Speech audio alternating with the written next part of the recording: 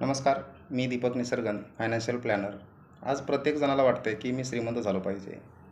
प्रत्येकजण आपल्या वेगवेगळ्या मार्गाने पैसे कमवतो. कोणी नोकरी करून कमवतो, कोणी व्यवसाय करून पैसे कमवतो. पण प्रत्येकजण श्रीमंत होतो का? प्रत्येकजण फायनान्शियली फ्रीडम होतो का?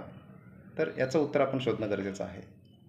तर आज आपल्याला 50,000 रुपये सॅलरी असेल, 50,000 रुपये इन्कम असेल, तर वाटतं 70,000 रुपये इन्कम झालं तर आपले सगळे प्रॉब्लेम सॉल्व्ह होतील.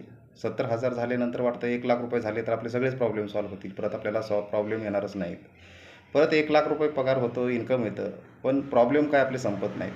कारण होतं काय की आपली लाईफस्टाईल वाढते. आपला लाईफस्टाईलवरती खर्च वाढतो. सेविंग होत नाही, बचत होत नाही. महिना संपत आला की आपल्याला महिन्याच्या शेवटी पैशाची वाटच बघावी लागते सॅलरीची.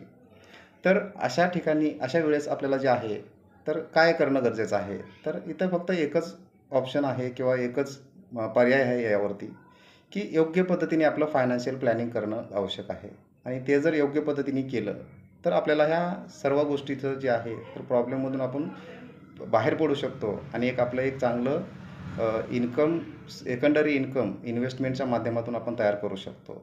तर आजच आपलं फायनान्शियल प्लॅनिंग करण्यासाठी आजच खाली दिलेल्या नंबरवरती कॉन्टॅक्ट करा आणि आपलं फायनान्शियली फ्युचर सिक्युअर करा. थँक्यू.